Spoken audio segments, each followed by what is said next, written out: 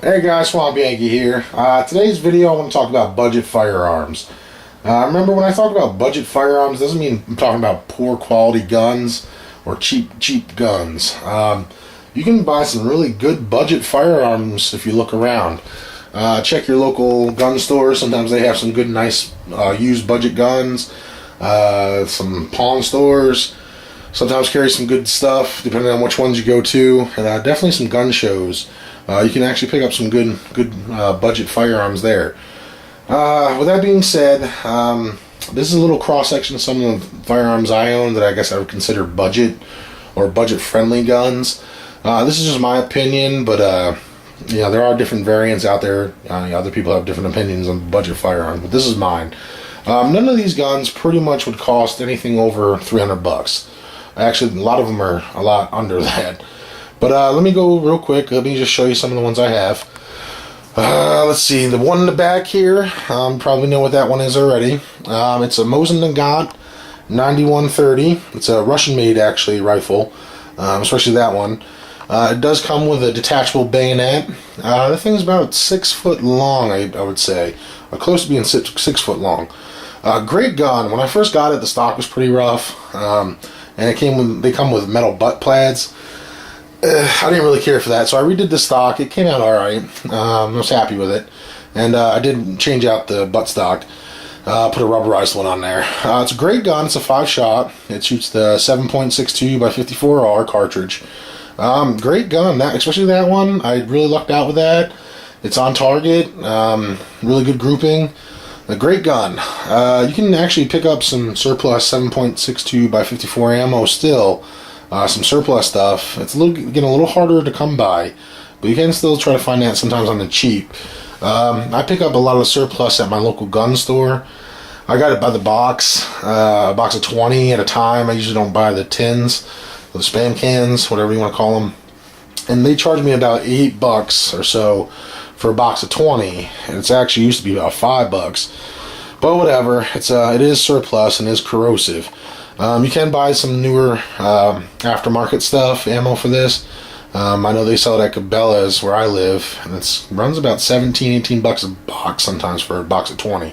So I'll stick with the $8 surplus stuff, especially for my needs. But yeah, it's a bolt action, 5-shot, really good gun. I've noticed that I haven't really been seeing them around a lot more lately.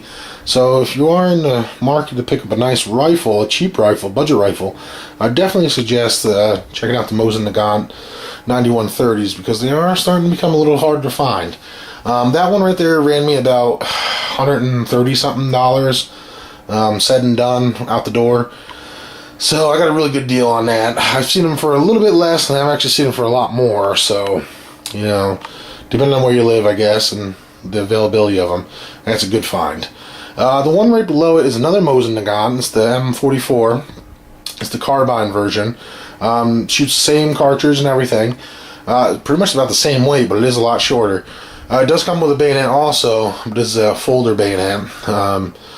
Spring action, so it's pretty nice. It's pretty cool. I just have it out just to show you how the length of it is. Also, it's pretty cool to have two guns that can actually shoot the same ammo, which is always nice. Kind of saves you a little bit more on that. That Mosin right there, the M44, did cost me a little bit more. It did run me about 200 and some bucks. And the reason for that is it is a Russian-made one. You can actually find them on Bud's Gun Shop, I believe, or Bud's Gun Store online. I think that's what it's called. I'm not sure. They sell the Chinese variants for about 100 and some bucks, I saw. I went with the Russian because I feel they're a little bit better quality. If I'm going to shell out some money, I would rather have a better quality Mosin than a Chinese one. I've heard a lot of horror stories about those ones. But, you can pay for what you get for. Same thing with this one. It did come with a stock that was kind of So I did refinish the stock. It was not the greatest, but I actually like it. It came out pretty good in my opinion. And I also did switch out the butt plate on that one also. Like I said, I paid about $2 something for that one. But it is a good, I actually like that one a lot better than the Big Brother there. But, whatever. Alright, the third one, moving forward, this is my Rossi single shot 12 gauge. I actually got this for free, but I saw them retail for a little over $100. It's a nice gun, especially for a 12 gauge. It is a single shot. I did modify this one a little bit. It was given for me for free, so I thought, hey, why not? I wanted to shorten the barrel a little bit, and it actually is a great. Even though it's a single shot, I mean, it works perfect. It's a nice little gun. Not too bad, actually. It works for my needs. It's a great gun, but I would definitely suggest one of those. So definitely, if you can't afford a pump, which pumps are somewhat cheap too, but sometimes they're a little bit more expensive, definitely look at a single shot. You're only going to set you back about $100 and some bucks. Great idea on that one. It shoots all the same stuff. 12 gauge shot, double out buck, slugs, even bird shot, you name it. If it's a 12 gauge, slug or 12 gauge cartridge, you're good to go. Let's see. The last one here, that's my little 410. It's an Ithaca 410. This is an old gun. Actually, I got it from my dad, but so I didn't really pay for it. But sorry, the allergies are killing me. But you can find some 410s, especially like a Rossi. They make 410s. You can find these relatively cheap also. Maybe not exactly this one, but you can find some 410s pretty cheap. A little over 100 and some bucks. I've seen them before. I haven't priced them lately, but it is a really good budget gun. Squirrels, rabbits, small game, definitely no problem.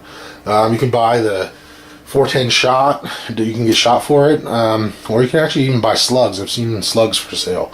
They are a little bit more expensive, but they do work. They're actually pretty cool for a 410. That's great. So moving forward, sorry again, my allergies are killing me. That gun right there, the little revolver, it's a H&R 929 Sidekick. I'll try to do a video on that here soon.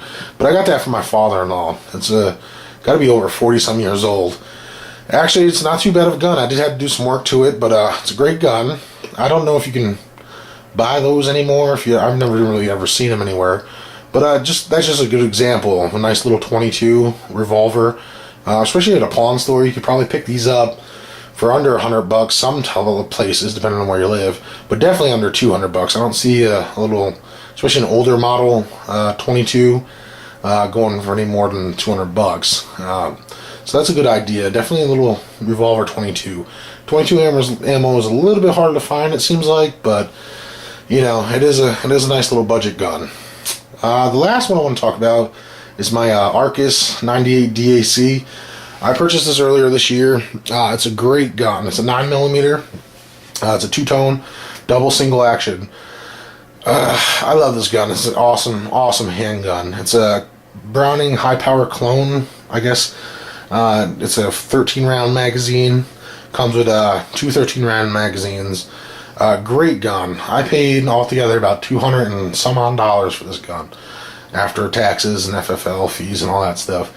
Great gun. I must have cycled over 1,000 rounds in it now. Never had any issue whatsoever so far. No failure to feeds, no misfires, nothing. Great gun. The surplus ammo I've been shooting out of it recently, it does cake it up pretty good, so that you definitely got to clean out and watch that, but that's a great gun. So that's another idea. So hopefully this kind of gives you a quick little overview of some budget guns out there, especially if you want to look for a gun you're on a budget. You don't have to spend tons of money. You can actually find some decent stuff out there. Alright, if you have any questions, leave some comments. Alright, thanks a lot. Bye.